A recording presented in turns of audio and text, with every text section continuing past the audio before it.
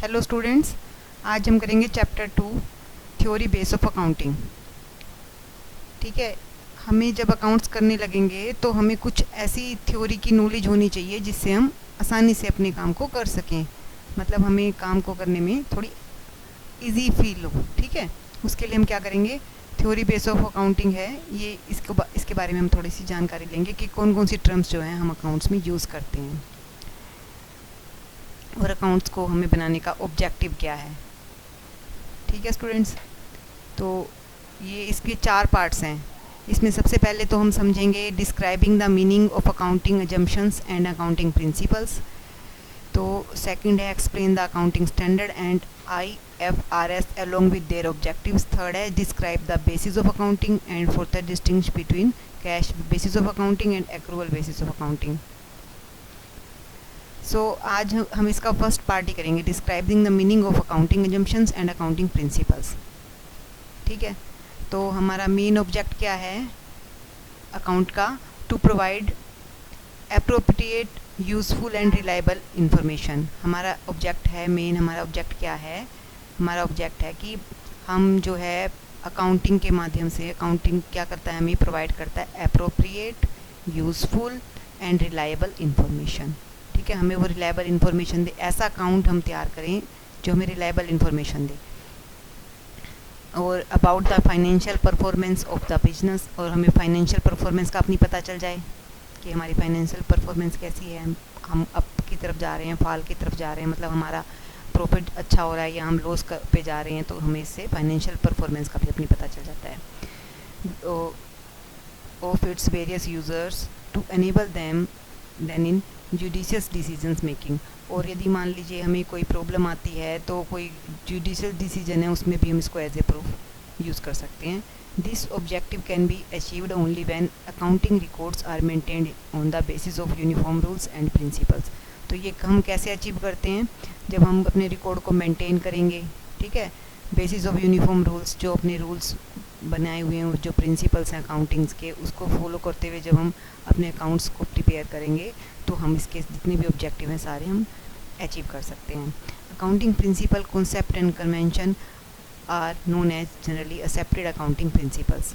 उसको हम क्या कहते हैं, जनरली एक्सेप्टेड अकाउंटिंग प्रिंसिपल्स। ठीक है। हम इनको जितने भी कॉन्सेप्ट हैं, जितने भी कन्वेंशंस हैं, उनको इसकी शॉर्ट फॉर्म है GAAP। This principles are the base of accounting.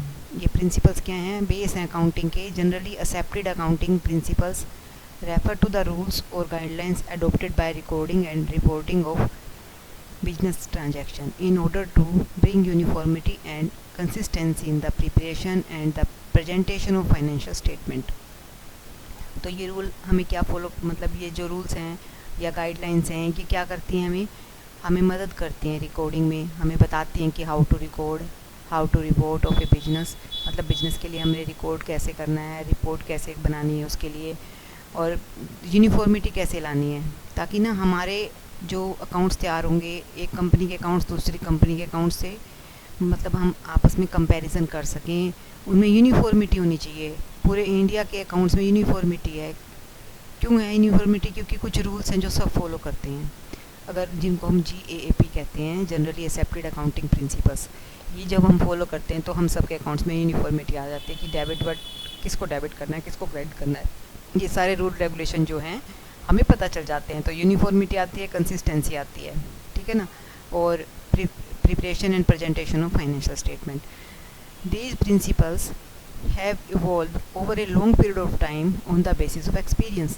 और ये प्रिंसिपल्स कैसे बने हैं, कैसे इवॉल्व हुए, हमने जो बहुत लंबे समय से जो है लॉन्ग पीरियड ऑफ टाइम है, हमने इसको अकाउंट्स को तैयार किया है, सबने अलग अलग तरीक़ों से तैयार किया, फिर लास्ट में हमें लगा कि भाई ये तरीका सबसे अच्छा है, तो इसको यूनिफॉर्म बना दिया, हमने उसको तरीका बना दिया कि भाई ये जो है इसका प्रिंसिपल बन गया।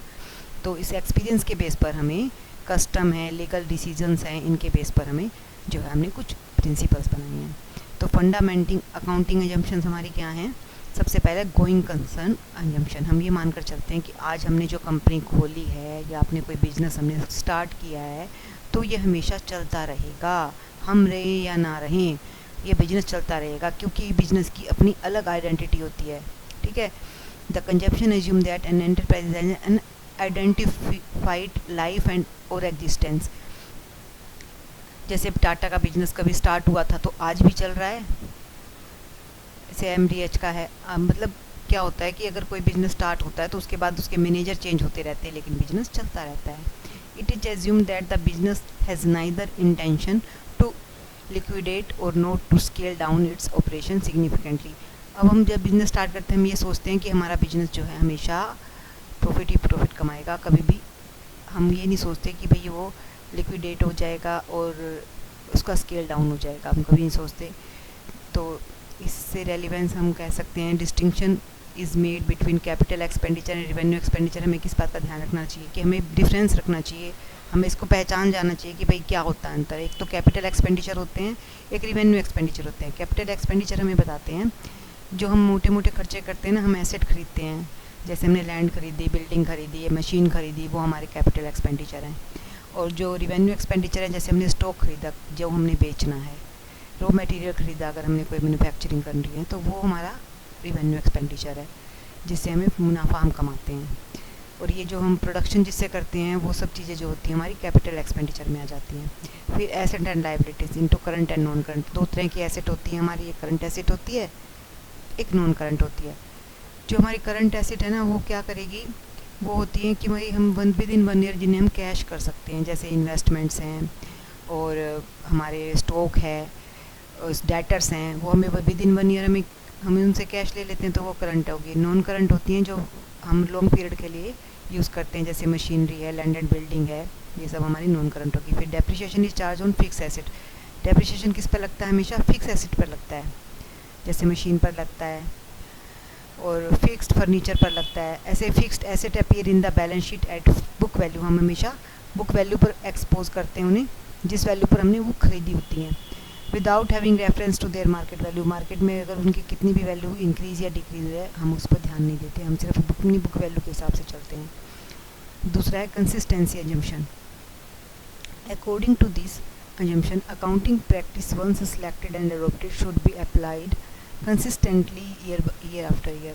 अगर हमने कोई भी एक पॉलिसी, कोई भी अकाउंट का सिस्टम हमने ले लिया, प्रैक्टिस स्टार्ट कर ली, तो एक बार सिलेक्ट हो गया ना, तो हम उसको ही कंटिन्यूसली यूज़ करते रहेंगे। कब तक यूज़ करते रहेंगे?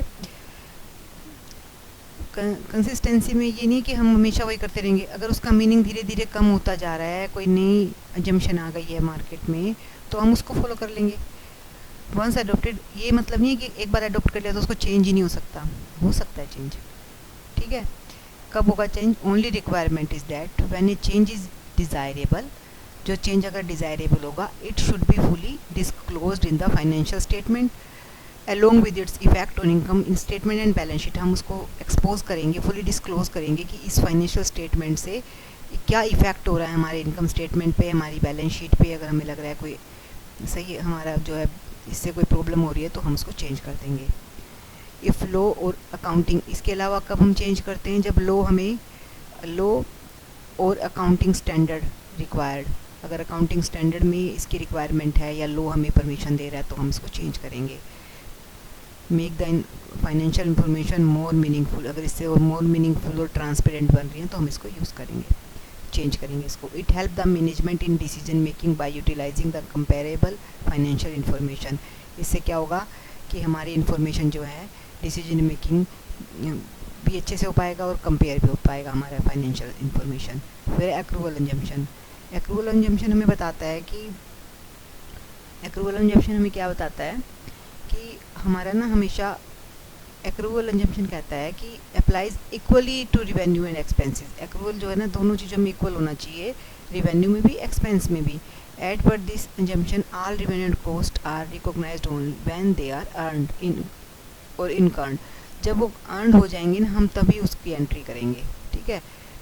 रिवेन्यू होगा वो भी, और कॉस्ट जो हमने कुछ खरीदा है वो भी जब हम अर्न कर लेंगे, यानी कि जब हम उसका पे कर देंगे तभी हम उसकी एंट्री करेंगे। In an immaterial, whether the cash is received or paid at the time of transaction or later date, if a credit sale, अगर हमने कोई क्रेडिट सेल की है 15,000 की 15 Feb को, ठीक है, हमने तो माल दे दिया ना उसे 15 Feb को ही, तो अब क्या करेंगे, 15 Feb को माल दे दिया हमने, और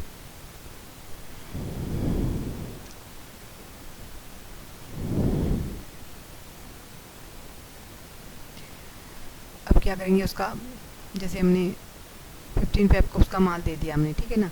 तो अब क्या होगा, revenue earned is to recorded on 15th Feb 2000 not on the date of cash realised. लेकिन उस दिन कैश नहीं आया, हमने मान लो 2 मंथ के लिए उसको क्या दिया है, उधार पर माल दिया, लेकिन हमारे पास से तो माल गया, अब तो कैश ही आएगा ना हमारे पास। तो हम इसको after 2 month in case of expense if at the end of year the last 2 month salary is due but not paid, तो हम क्या करेंगे, in case of expense if at the end of the year, मतलब इसकी recording उसी समय हो जाएगी, क्योंकि हमने जैसे ही माल बेचा, रिवेन्यू हमने अर्न कर लिया, तो हम बेशक माल उधार दिया है लेकिन हम इसकी एंट्री तुरंत कर देंगे, क्योंकि माल तो हमारे पास से गया, तो हम 15 फेब को ही इसकी एंट्री कर देंगे। बेशक हमें 2 महीने बाद इसका कैश मिलेगा, ठीक है। और इन केस ऑफ एक्सपेंस में क्या होगा, अगर मान लो end of the year the 2 month salary is due but not paid, अगर 2 महीने की सैलरी ड्यू है किसी वर्कर की, हमने पे नहीं की है उसकी, परंतु है तो वो इसी सेशन की ना, तो then the expense of salary will be recorded in the current year in which salary is due, जिसमें सैलरी ड्यू हो गई है उसी में उसको रिकॉर्ड कर दिया जाएगा, note in the next year in which it will be paid, उसमें नहीं किया जाएगा जिसमें उसको पेड किया है। मगर मान लो पेड 2 महीने बाद किया है, 2 महीने बाद हमारा अप्रैल का सेशन स्टार्ट हो जाता है, तो उसमें नहीं लिखा जाएगा, जिसमें हमने ड्यू हो गई है वो एक्सपेंस उसी में उसको लिख दिया जाएगा। Very relevance, earning of a revenue and expense can be accurately matched to a particular accounting period, हम पार्टिकुलर अकाउंटिंग पीरियड से रिलेटेड जो भी रिवेन्यू होगा, एक्सपेंस होगा, वो उसी पीरियड में ही शो करेंगे।